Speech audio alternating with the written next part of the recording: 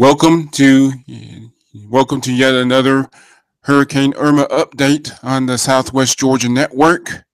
I'm your host, Walter Johnson, and the focus of this brief broadcast on YouTube is what to do during a hurricane during Hurricane Irma, and any safety precautions and that need to be that need to be taken right at this time.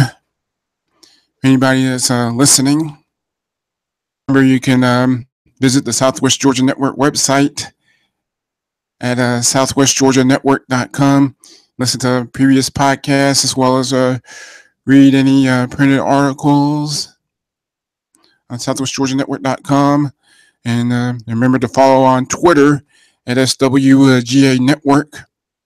That's on Twitter, SWGA Network. And there's also a link to the YouTube channel. And then just look for the dark green logo. And there's the two long rectangular logos and a big rectangular logo that says the SWGA.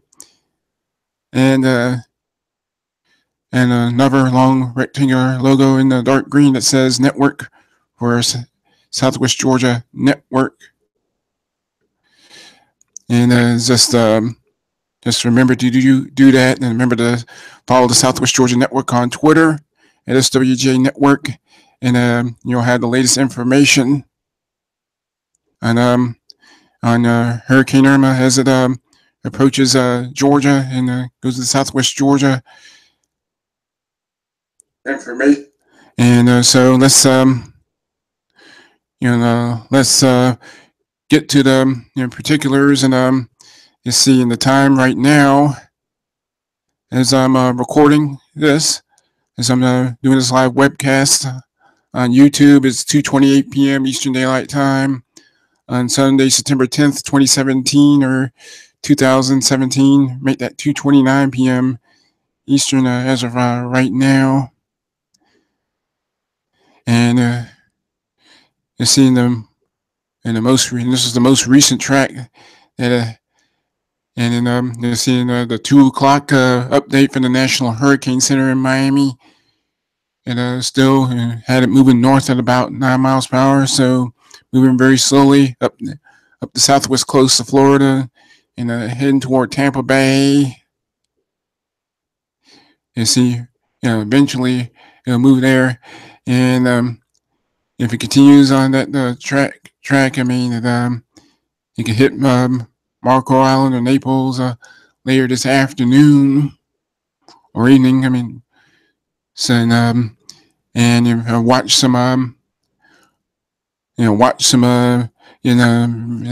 some video of Hurricane Irma as it was striking Florida, and about an hour or so ago. The waves are just very so high, and as it stands right now, I mean, you got a hurricane warning for most of the Southwest Georgia Network coverage area. You see, until 5:18 a.m. Eastern Daylight Time on Wednesday afternoon and early Wednesday morning. Hurricane warning. So going from west to east, these are the counties in the hurricane warning. And Lanier, Berrien, Cook, Lanier, Lowndes, Berrien, Cook, Tift, Brooks, Colquitt, Thomas, Worth, Daugherty, Lee, Mitchell, Grady, Decatur, Miller. You got Baker, Calhoun, Clay, Quitman, Randolph, Terrell, and Lee counties. And how about some of the counties in the tropical storm warning area? Got Irwin, Ben Hill, Wilcox, Turner, going from east to west, Crisp, Dooley, Sumter, Webster and Stewart counties. Almost all. Got a tropical storm watch extended from east to west, and that's the direction of the storm.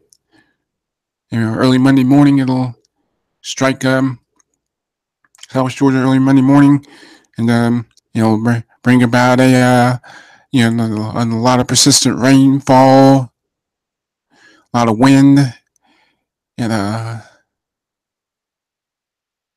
you see, and wind. There's just a lot of widespread damage, anywhere from between 75 to 100 miles per hour. I mean, and the wind gusts could be anywhere between 80 to 90 degree. I mean, not 80. I meant 80 to 90 miles per hour, maybe higher than that. So, you see, most of Georgia's either under a hurricane. Most of Georgia, except for the area around Augusta, most of Georgia, and basically is under a tropical storm warning, and either a hurricane or tropical storm warning, and right this minute. So so it's coming. So Irma's coming. It's time. Time to prepare. You just prepare accordingly. So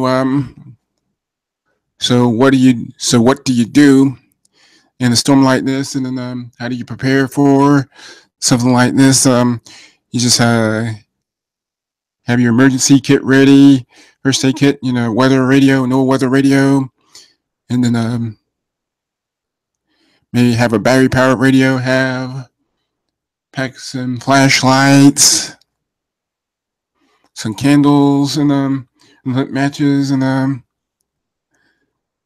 so it'd be, and if you choose to use candles, I mean, my main suggestion is to be very, very careful, when you're walking around with the candles, because if you're not, I mean, the house could set on fire. I mean, and you could burn to death. I mean, you could be, it's not going to end very well. Not going to end well at all, and you're not going to end well at all,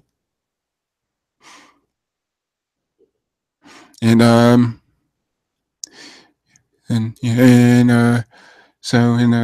probably have enough food. I mean, and water, and then and food. As far as food, I mean, talk about some non-perishable items that that you can have for 5 to 7 days. I mean, that doesn't require any refrigeration or require the use of electricity to eat or consume. And then and there are plenty of shelters, and it gets to the point where you have to leave, when there is a mandatory evacuation order in your area, in your county, and follow those orders from your local EMA and your local emergency management agency. And then the last update early this morning, say around 1:10, 1:20 or so, earlier on Sunday morning, 1:20 to 1:10 to 1:20 a.m. And then Colquitt, Lowndes, and Turner counties. I think Colquitt, Lowndes, and Turner counties, or is it Tift County? And I know there were at least 3 counties here in Southwest Georgia that issued voluntary evacuation orders.